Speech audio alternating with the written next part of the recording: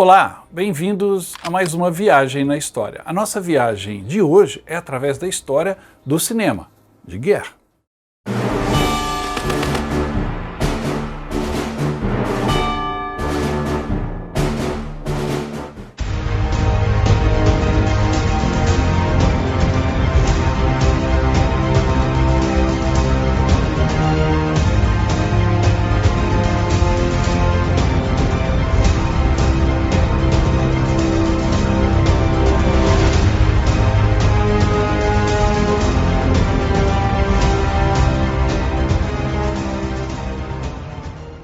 Antes de você sentar na primeira fila e começar a nossa jornada, não se esqueça de dar um like no programa, deixar o seu comentário ao final e se inscrever no canal se ainda não está inscrito.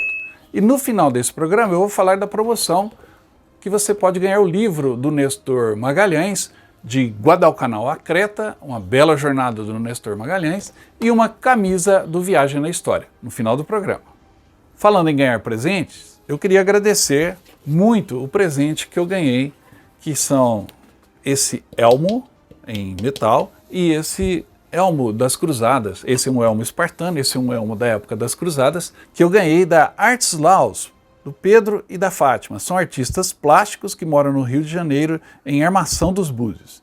Eles têm trabalhos diversificados com os mais diferentes tipos de matérias-primas. Esse elmo, por exemplo, é uma réplica do filme Os 300 de Esparta, e essa decoração que existe no topo é feita de sisal, muito bonito e bem fiel. Essas reproduções são confeccionadas em chapa galvanizada, resina e fibra.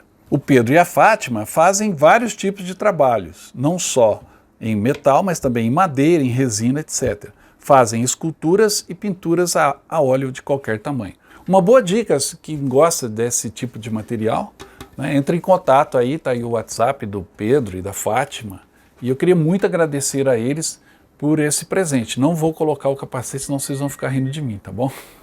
Mas é possível de colocar sim, tanto o elmo tanto esse elmo medieval quanto o capacete, o elmo espartano, tá bom, pessoal? O cinema, como a gente o conhece, é uma invenção do final do século XIX. No entanto, comercialmente falando, os filmes começaram a ser produzidos na década de 1910. O primeiro filme de guerra que fez bastante sucesso foi o filme Wings, Asas, de 1927.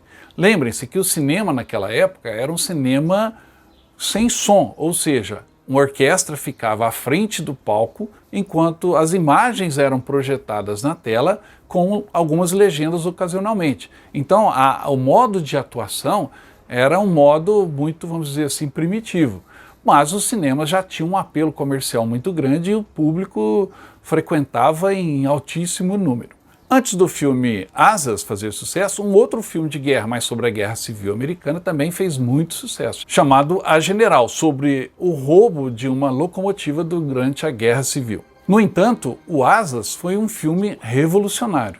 Ele teve uma produção requintada, uma atuação já com o Gary Cooper, por exemplo, que faria muito sucesso nos anos 50, 60, e as câmeras utilizadas foram instaladas, por exemplo, no nariz dos aviões que realmente voaram durante as cenas de combate, ou seja, ali não tem absolutamente nenhum efeito digital como a gente tem hoje. Então o filme foi feito simulando mesmo uma guerra aérea, muito bacana.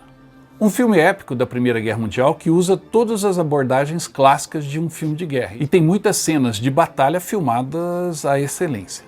É uma história que envolve uma rivalidade por uma garota, da luta pelo seu país e contra os alemães e também de enfrentar a morte. Existem várias cenas que tornam a morte realmente horrível. Wings não é apenas o primeiro vencedor do Oscar de melhor filme, também pode ser o melhor filme a ter esse título, segundo alguns críticos. As batalhas aéreas nesse filme nunca foram superadas em lugar nenhum. E isso envolve qualquer coisa como alienígenas, jatos de combate ou uma galáxia muito, muito distante. Obviamente, sem o áudio para acentuar a história, o filme teria que ser filmado com essa ousadia, teria que ser produzido com essa ousadia e virou uma obra imortal. Wings, the last great silent film. Na década de 1930, os cinemas ficaram ainda mais populares, mas também, ao mesmo tempo, se elitizaram. Alguns cinemas nos Estados Unidos e até no Brasil passaram a ter o nome de palácios, e mereciam esse nome.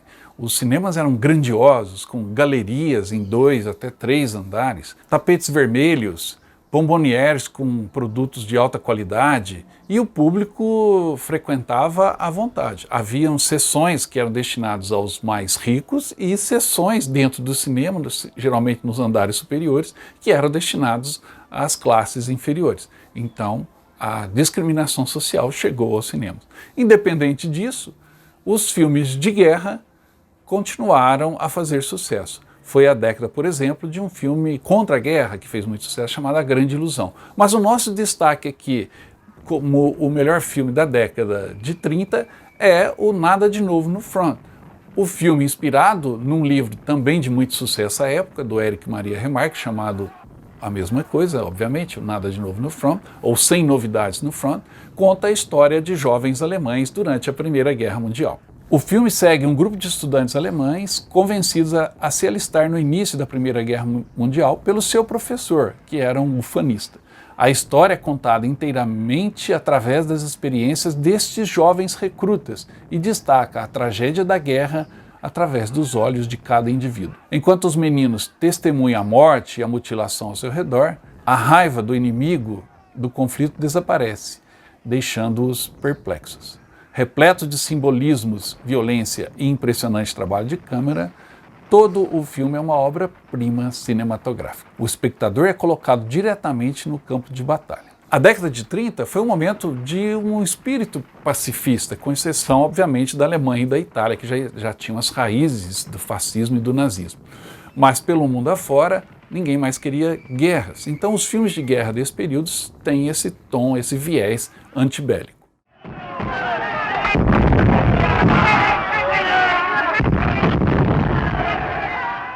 Na década de 40, a modernidade começou a chegar aos cinemas, as diferenças sociais se expandiram, né?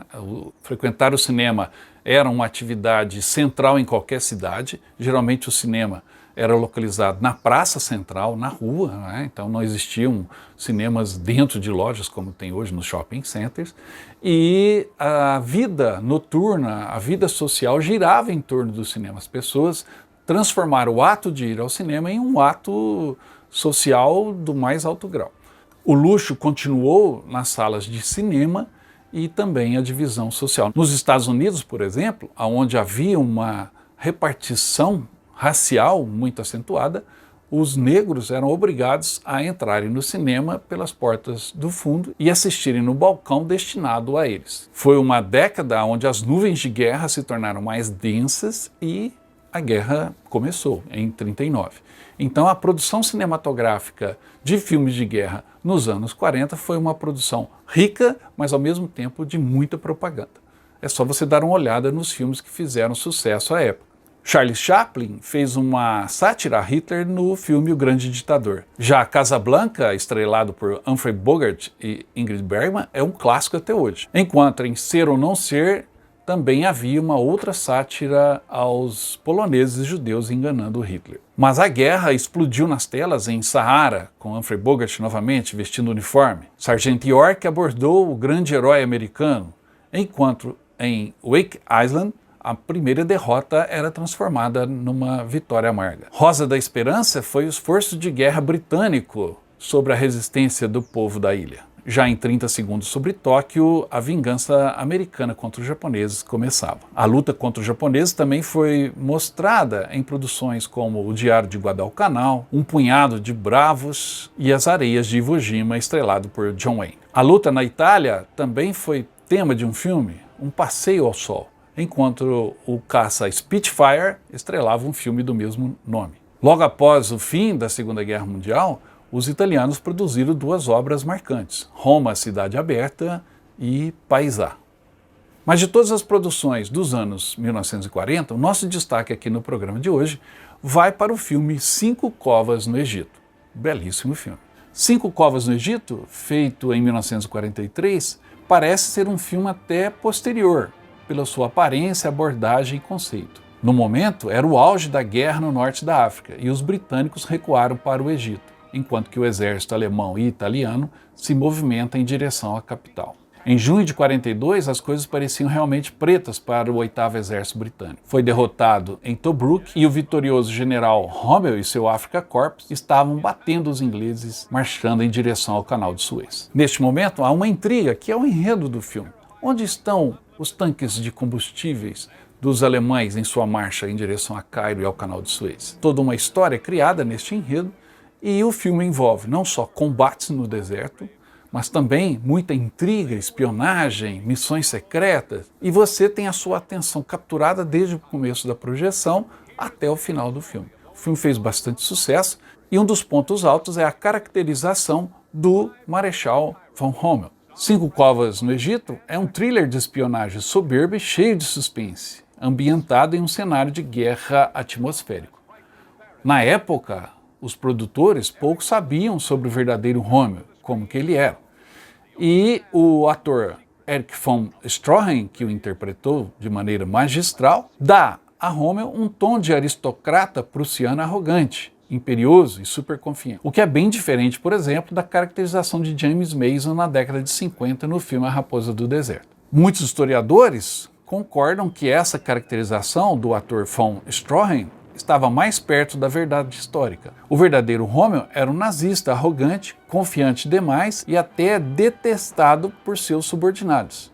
Ele certamente era um general superior, mas nenhum gênio.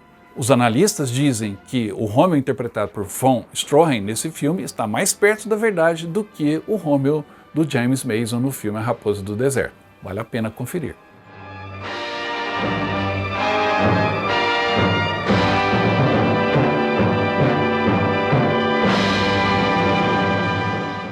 Os anos 50, os anos do pós-guerra, obviamente trouxeram muitas histórias que passaram a ser conhecidas, que aconteceram durante a guerra. Essas histórias vieram para as telas do cinema e atraíram multidões. Foi uma época de ouro do cinema. E isso se refletiu na própria construção dos novos cinemas, cada vez maiores, telas cada vez mais largas, e foi a época, por exemplo, dos grandes projetores que projetavam a imagem em 70 milímetros, o famoso Cinerama, Commodore Cinerama, né, o Technicolor, o CinemaScope, técnicas que foram aprimoradas para contar as histórias nas telas e agradar a multidão cada vez maior. No entanto, no final dos anos 1950, uma ameaça ao cinema surge, as primeiras televisões. Mas vamos lá, quais os filmes de destaque nos anos 1950, os filmes de guerra? Apesar da Segunda Guerra estar bem recente, alguns filmes dos anos 50 abordavam a Primeira Guerra. Um clássico chamado Glória Feita de Sangue, dirigido por Stanley Kubrick e Kirk Douglas. Um outro clássico dirigido por John Huston e interpretado por Humphrey Bogart, chamado Uma Aventura na África, traziam a Primeira Guerra novamente à tona. Mas, obviamente, o forte desse período foram os filmes sobre a Segunda Guerra. Morte Sem Glória, com Jack Palance, A Raposa do Deserto, com James Mason, O Homem que Nunca Existiu, uma belíssima história britânica, A Glória de um Covarde e também Terrível como Inferno, ambos interpretados por Audie Murphy, Inferno número 17, com William Holden, mostrando a fuga ousada de um campo de concentração, A Um Passo da Eternidade, clássico instantâneo, A Raposa do Mar, sobre o duelo no Pacífico entre um submarino e um destroyer, Labaredas do Inferno e o ataque às represas alemãs, Os Deuses Vencidos, com Marlon Brando, tendo um alemão como protagonista, A Ponte, clássico filme alemão sobre a juventude jogada no horror da guerra, a primeira versão da Batalha de Dunkerque, ou então a Batalha do Rio da Prata, sobre a batalha aqui no sul do continente americano, Amar e Morrer, que também abordava o lado alemão na Segunda Guerra. Da União Soviética veio um clássico, A Balada do Soldado, ou também Quando Voam as Cegonhas, belos filmes soviéticos sobre a guerra patriótica. Entre tantos filmes tão bons e marcantes sobre a Segunda Guerra Mundial, o nosso destaque vai para um grande sucesso de bilheteria, um filme do David Lean, chamado A Ponte do Rio Kwai. Durante a Segunda Guerra Mundial, prisioneiros de guerra aliados em um campo de concentração japonês são obrigados a construir uma ponte para receber a ferrovia que liga a Birmânia ao Sião. O instinto deles é sabotar a ponte, mas sob a liderança do coronel Nicholson, eles são convencidos de que a ponte deve ser construída para ajudar o moral e o espírito. No início, os prisioneiros admiram Nicholson quando ele corajosamente suporta a tortura em vez de comprometer seus princípios. No entanto, logo eles percebem que é um monumento ao próprio Nicholson, bem como uma forma de colaboração com o inimigo.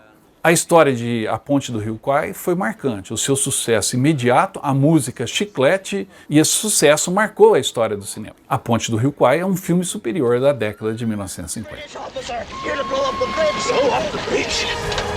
The Bridge on the River Kwai. Os anos 1960 foram marcantes, porque trouxeram muita convulsão social em todo o mundo, especialmente nos Estados Unidos, mas também até aqui no Brasil, e isso se refletiu na produção de filmes de guerra e também se refletiu na maneira de ir ao cinema. Porque a televisão, lançada comercialmente nos anos 50, explodiu nos anos 60. Então todas as casas, pelo menos nos Estados Unidos e em parte da Europa, começaram a ter o seu aparelho de TV instalado. E a concorrência óbvia com as bilheterias foi grande. Os filmes de guerra também começaram a migrar para as TVs. E foi a época de grandes seriados, como Guerra Sombria e Água Fresca, Combate e outros mais que faziam muito sucesso nos anos 60. Isso implicou numa mudança dos roteiros dos filmes de guerra. Os produtores começaram a escalar grandes elencos com muitos atores no mesmo filme para atrair o público ao cinema. Filmes como Os Canhões de Navarone, Os 12 Condenados, O Mais Longo dos Dias, O Expresso de Von Ryan, A Ponte de Remagen, Paris Está em Chamas, Os Heróis de Telemark, A Noite dos Generais, Uma Batalha no Inferno e até o Álamo colocavam na mesma produção muitos atores famosos. Da Inglaterra vem o filme Zulu, sobre a Guerra Colonial, e também Lawrence da Arábia, sobre o envolvimento inglês na Primeira Guerra Mundial. A Batalha da Grã-Bretanha também ganha uma versão grandiosa. Um novo astro se destaca nas telas em O Desafio das Águias, com Clint Eastwood. Já Sophia Loren dá as caras em Duas Mulheres. Uma crítica ácida à Guerra Fria é lançada no filme Doutor Fantástico. E até a Guerra do Vietnã, que estava chegando ao seu auge, foi mostrada de maneira ainda maniqueísta em Os Boinas Verdes. Da Rússia vem o clássico, O Pai do Soldado, belíssimo filme. Mas o filme que vamos destacar nesse programa dos anos 1960 é Fugindo do Inferno. Inspirada em fatos, um grupo de prisioneiros de guerra aliados são colocados em um campo à prova de fuga. O líder deles decide tentar, mais uma vez, fugir do campo de concentração. A primeira metade do filme é interpretada de uma maneira mais leve, já que a maioria dos prisioneiros engana seus carcereiros para desenvolver o plano de fuga. Já na segunda metade, a aventura é alta, pois eles usam aviões, trens, barcos e até motos para sair da Europa ocupada. Obviamente, com tantos astros no elenco, o filme foi um sucesso de bilheteria. E é realmente um belíssimo filme. Você assiste com prazer as mais de 2 horas de projeção e mergulha na história de cada um dos personagens, que foram inspirados em fatos. Aconteceu de verdade essa tentativa de fuga. O que a gente pode apenas falar do filme é que o herói, estrelado por Steve McQueen, que foge de moto, não existia na realidade. A fuga foi basicamente de prisioneiros britânicos. Mas a história do filme é muito boa. Yet they made the great escape. Toda a contestação dos anos 60 explodiu de uma maneira virulenta nos anos 70, principalmente nas telas do cinema. Ir ao cinema passou a sofrer cada vez mais competição com as discotecas, com as TVs, e agora as TVs eram TVs a cores que eram lançadas para o grande público. E ter um filme a cores dentro de casa realmente tirava um pouco da vontade de ir ao cinema. Então os cinemas tiveram que se reinventar novamente. Os gêneros mudaram, foi uma avalanche de filmes orientais com artes marciais, filmes contestadores e até perturbadores, filmes de terror. Foi uma década em que houve uma revolução no meio cinematográfico. E a revolução, como eu disse, começou em casa com a competição entre as TVs e os cinemas. Além disso, o efeito surround, que transformava e vibrava o cinema, por exemplo, em filmes como Terremoto, também atraíram o público. E até o 3D também voltou à tona. Foi uma experiência durante um período. Mas os filmes de guerra sentiram mais ainda essa transformação. Os soldados passaram a ser espertos, por exemplo, no filme Os Guerreiros Pilantras, do Clint Eastwood. Ou em A Águia Pousou, com Michael Caine. Grandes produções também foram lançadas, Uma Ponte Longe Demais, sobre a batalha na Ponte de Arnhem, na Holanda, Patton, o General Rebelde, Tora Tora Tora, sobre o ataque japonês a Pearl Harbor, ou então Midway, grande produção dos anos 70 em som surround, ou A Guerra de um Homem contra o Submarino Alemão no filme A Guerra de Murphy. Filmes que usavam humor para fazer uma contestação foram também atrações de bilheteria, como Ardil 22 ou MASH, que já tocava na Guerra do Vietnã. O Vietnã explodiu em outros filmes, como Franco Atirador, Apocalipse Now, Inferno Sem Saída, mas para mim a melhor produção dos anos 70 de guerra foi A Cruz de Ferro. O filme se passa em 1943, seguindo o Sargento Steiner, que tem uma rivalidade com o arrogante capitão prussiano Stransky, que deseja uma cruz de ferro. No entanto, a recomendação não é assinada pelo sargento, que seria uma provável testemunha, e se instala uma disputa entre os dois em plena guerra contra os russos. A Cruz de Ferro é uma obra-prima, um dos maiores filmes anti-guerra e anti-autoritários, e é um dos melhores trabalhos do diretor Sam Peckinpah. Seu cenário na frente oriental da Segunda Guerra Mundial, sua horripilância e seu ponto de vista do risco do combate abordando o lado alemão marcam o diferencial deste filme. Assistir A Cruz de Ferro em meados dos anos 70 foi uma experiência transformadora, porque todo aquele cinema que vinha dos anos 50, 60 e mesmo dos anos 40, fazendo uma propaganda, mostrando o outro lado como um inimigo terrível, ele é chacoalhado e você passa a ter a noção de que a guerra é igual em qualquer trincheira, não importa o lado.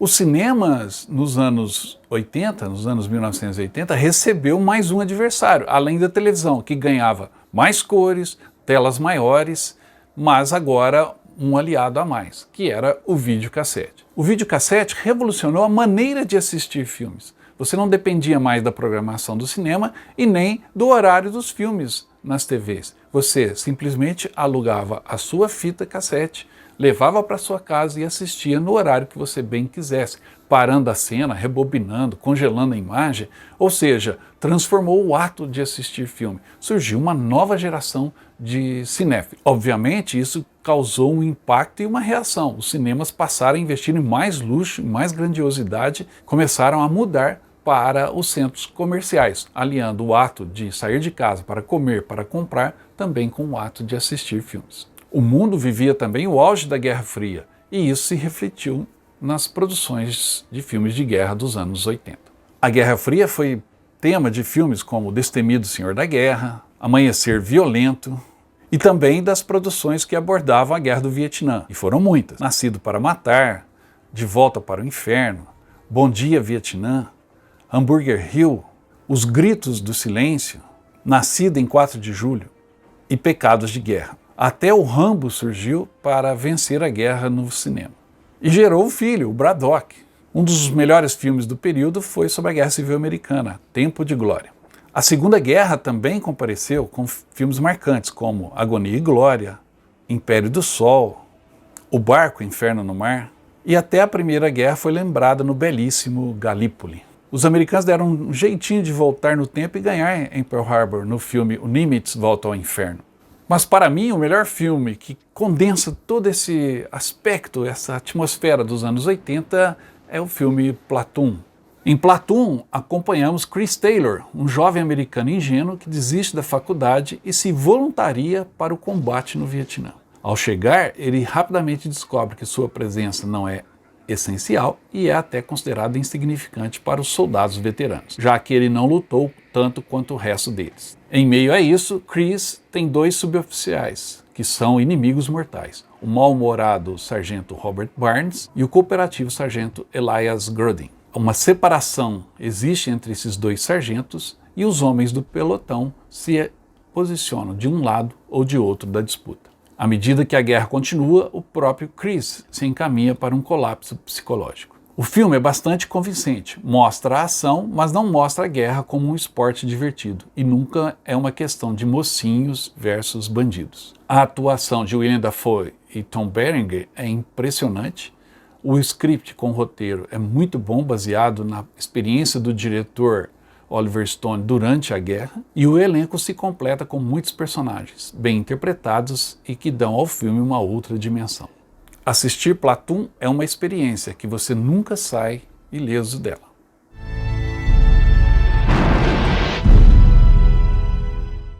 Os anos 90 marcaram o fim do século XX e também o fim de uma era de filmes no cinema, e mudou de vez para dentro dos shopping centers. E os grandes cinemas de rua, luxuosos, palácios como eram chamados, caíram no ostracismo. E foi uma tristeza ver o que aconteceu com essas salas que marcaram a nossa juventude e a nossa formação cinematográfica. No entanto, as locadoras também começaram a sofrer uma competição com a própria internet, que veio para revolucionar. E o ato de assistir filme começou a se transformar. Transformação essa que nos levaria aos dias atuais, onde assistimos aos filmes nos canais de streaming no conforto da nossa casa e raramente saímos para ir ao cinema. Essa decadência das videolocadoras levou à extinção delas. Hoje praticamente não existem mais, apenas em alguns nichos de saudosistas. Mas o ato de assistir filme continua firme e forte. O cinema, se você acompanhou a nossa narrativa até aqui, sobreviveu a todas as transformações. E o cinema de guerra se apurou ainda mais, como nas produções que vamos ver agora dos anos 1990. A própria produção dos filmes começou a sofrer interferência tecnológica profunda. Os efeitos digitais, CGI, a maquiagem, tudo isso evoluiu muito, e o senso de realidade de um filme de guerra dos anos 90 é muito superior ao dos anos anteriores. E isto se reflete nessas produções. Filmes como Intruder, Um Voo para o Inferno, Os Três Reis, sobre a guerra no Golfo, ou Memphis Belly, sobre um avião na Segunda Guerra, Maré Vermelha e a luta no submarino, também mostrada em Caçada ao Outubro Vermelho, que refletia um pouco da Guerra Fria. Ou então as maravilhas tecnológicas de Top Gun, um marco nos filmes de aviões. Uma história singela foi contada em Prova de Fogo, feito para a TV. E da Itália vem o belíssimo Mediterrâneo, uma história marcante da Segunda Guerra. Também da Alemanha, um outro filme, Europa, Europa, Os Filhos da Guerra. Como marcante foi também A Lista de Schindler, do Steven Spielberg. Outro filme alemão, Stalingrado, conta a versão alemã dessa batalha. E o Além da Linha Vermelha mostra os horrores da guerra no Pacífico. E até o Ted Turner, dono da CNN, produziu e dirigiu Gettysburg, Anjos Assassinos, sobre a Guerra Civil Americana. Mas de todos esses filmes de guerra dos anos 1990, o melhor, sem sombra de dúvida, é O Resgate do Soldado Ryan. O filme abre mostrando a invasão aliada na Normandia em 6 de junho de 1944, onde os membros do 2º Batalhão de Rangers, sob o comando do Capitão Miller, lutam em terra para garantir uma cabeça de ponte na praia de Omaha. No entanto, durante esse desembarque, 2 irmãos são mortos em ação, e anteriormente um terceiro irmão também é morto alguns dias antes. A mãe deles, a senhora Ryan, recebe os 3 telegramas da morte dos filhos no mesmo dia. E o chefe do Estado-Maior, George Marshall, tem a oportunidade de aliviar um pouco sua tristeza quando fica sabendo de um 4º filho, o soldado James Ryan, ainda está vivo, mas está perdido na Normandia. E então, 8 homens, com o Capitão Miller no comando, são enviados para encontrá-lo e trazê-lo de volta para sua mãe. O Resgate do Soldado Ryan marcou época. Até hoje é um dos filmes mais assistidos nos canais de streaming. E quando foi lançado em DVD ou videocassete, era um dos mais locados nas locadoras. No cinema, ele também fez muito sucesso, porque é um primor tecnológico. O som é espetacular, a interpretação dos atores é fantástica e assisti-lo numa tela grande é uma emoção indescritível e única.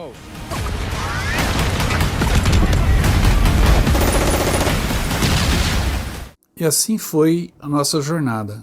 Começamos nos anos 20 e evoluímos, ou não, até os anos 1990 e o final do século XX. Sem sombra de dúvida, foi um século de muitas guerras, de muitos filmes e de muitos filmes de guerra. Era isso que eu tinha por hoje. Não se esqueçam de deixar o comentário para concorrer ao livro do Nestor e à camisa do Viagem na História. É só comentar aí no programa, tem que estar inscrito, se inscreva e deixe o comentário, quero ganhar o livro do Nestor, tá bom? Muito obrigado, dê um like se gostou, deixe o seu comentário, se inscreva e eu volto logo com mais histórias. Até mais.